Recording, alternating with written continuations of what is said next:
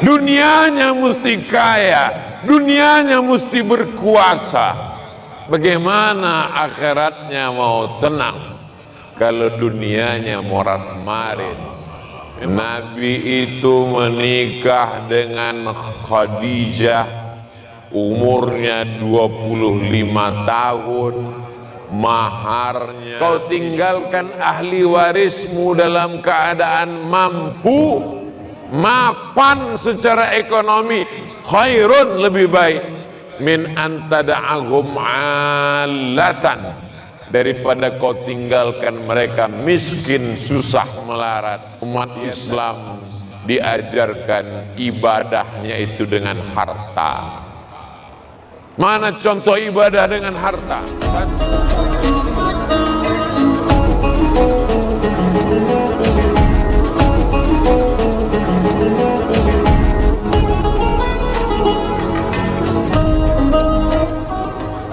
Jamaah yang dimuliakan Allah Subhanahu wa ta'ala, sekarang umat Islam diajarkan mesti bermiskin-miskin, susah-susah, jangan kaya, jangan berkuasa. Ini akan menghalangi dunia, dunia akan menghalangi akhirat. Orang kaya hisabnya lama, orang yang berkuasa nanti di akhirat susah menderita. Ini bukan ajaran Islam, ini ajaran company Belanda. Apa kata Belanda? Urus akhirat, urus zikir, urus akhirat, urus akhirat, banyak-banyak beribadah.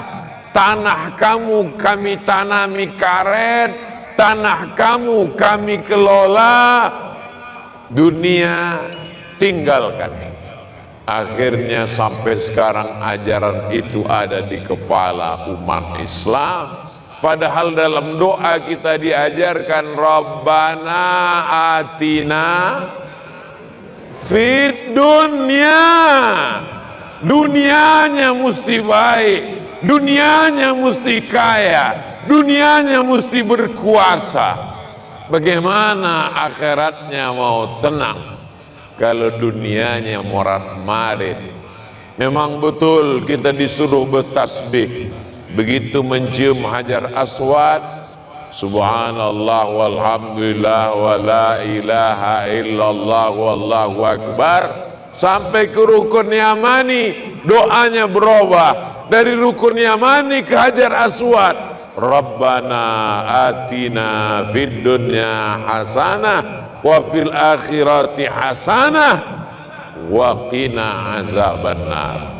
Selesai salat, apakah kita disuruh berpangku tangan di dalam masjid? Idza qudiyatis shalah, kalau kamu sudah melaksanakan salat, fantashiru fil ard, bertebaranlah di atas muka bumi Allah. Untuk apa? Wabtaghu min fadlillah, cari karunia Allah Subhanahu wa ta'ala. Yang punya kebun kelapa, urus kelapanya. Yang punya kebun karet, urus karetnya. Yang punya wisata alam, tunjukkan bahwa kita punya alam yang indah supaya orang datang. Itu adalah wasilah dakwah, mengajak orang. Orang yang menganggap Islam itu radikal, Islam itu ekstrim, Islam itu keras, begitu dia sampai ke bumi Minangkabau, orangnya ramai, ramah, alamnya indah, boleh jadi dia akan bersyahadat karena selama ini dia menonton hoax, selama ini menyaksikan isu.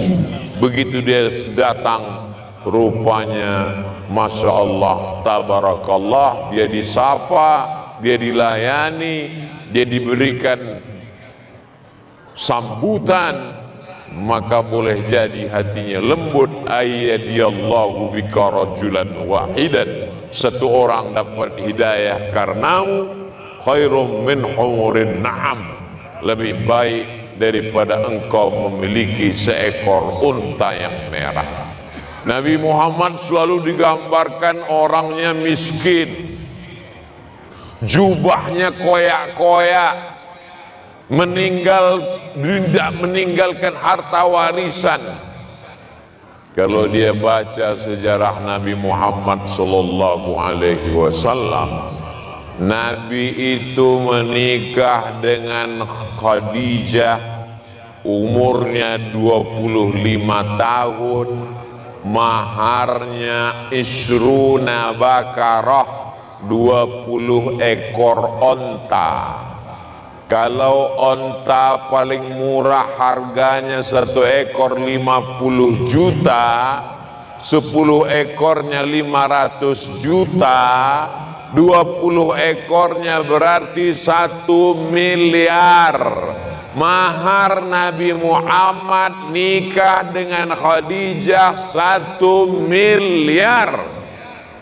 Ambo sebenarnya ragu menyampaikan kisah hadis tentang mahar itu, sebab ambo ndak jo ingin sesudah ambo pulang anak-anak muda besok unjuk rasa turunkan harga mahar.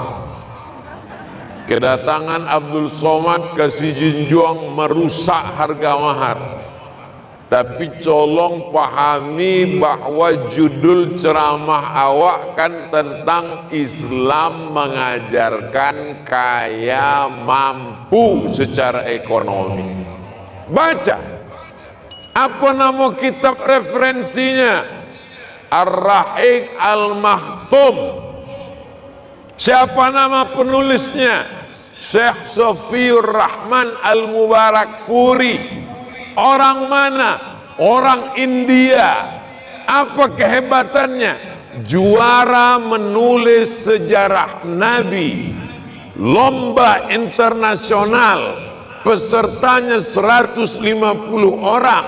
Orang Mesir kalah, orang Maroko kalah, orang Prancis kalah. Ada ikut orang Prancis kalah, orang Yaman kalah, yang menang orang India. India Muslim minoritas, tapi militan luar biasa. Dia tulis dalam buku, itulah disebutkan, diambil dari referensi-referensi klasik, dari Sirah Ibnu Ishaq, dari Sirah Ibnu Hisham. Nabi menikah maharnya 20 ekor onta. Siapa yang mengatakan Nabi anak muda yang miskin susah melarat? Yang melarat bukan Nabi, yang melarat bukan Muhammad, yang melarat umat Muhammad. Aku pinang kau dengan bismillah. Jemaah yang dimuliakan Allah Subhanahu wa taala. Tapi ini perlu ada tapi. Perempuan yang paling baik adalah aqalluha mahran. Mahar yang paling murah itulah yang paling baik. Ini untuk mengimbangi harga yang tinggi tadi, turunkan seketik. Iza ja'akum man tardawna dinahu. Kalau ada anak lajang, baik agamanya, wa khuluqahu, baik akhlaknya, meminang anak kemanakan kamu, meminang cucu kamu, fazawwijuhu, nikahkan. Ada anak lajang, baik agamanya, orangnya sopan, berakhlakul karimah, tahu adat istiadat, meminang anak ibu, terimalah. Illa taf'aluh, kalau kamu tidak menerimanya, takun fitnatun fil ardi wa fasadun arid, akan terjadi fitnah yang amat sangat besar. Anta da'a warasataka aghniya, kau tinggalkan ahli warismu dalam keadaan mampu, mapan secara ekonomi, khairun, lebih baik, min antada'ahum 'allatan, daripada kau tinggalkan mereka miskin susah melarat. yatakaffafuna 'alan nas, meminta-minta, menjadi pengemis umat Islam, diajarkan ibadahnya itu dengan harta. Mana contoh ibadah dengan harta? Satu, man bana masjidan, siapa yang membangun masjid, banallah mithlahu baitan fil jannah, dibangunkan satu tempat dalam surga. Siapa yang bisa bangun masjid kalau bukan orang yang mapan?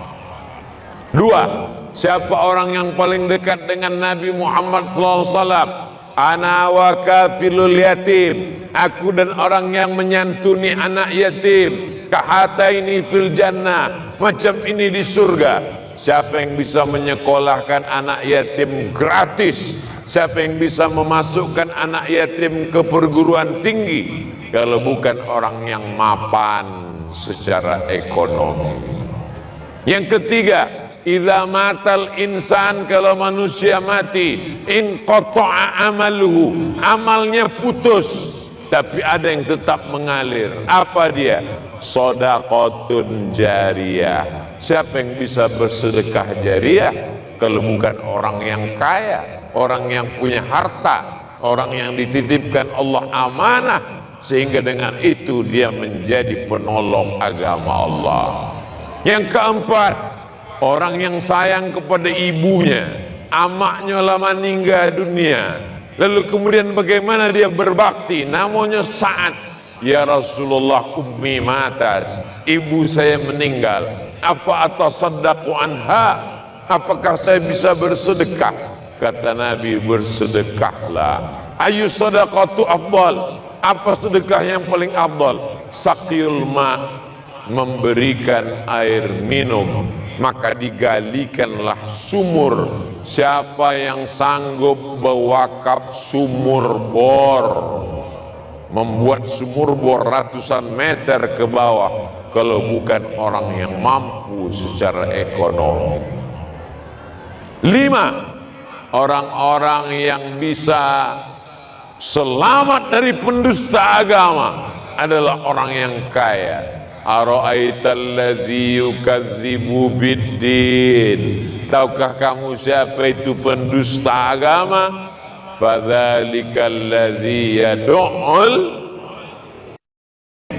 orang yang menyia-nyiakan anak yatim, wala yahuddu ala ta'amil miskin, orang yang tak peduli kepada makan fakir miskin. Siapa yang bisa mengasih makan fakir miskin? Siapa yang bisa menyantuni anak yatim kalau bukan orang-orang yang mapan secara ekonomi?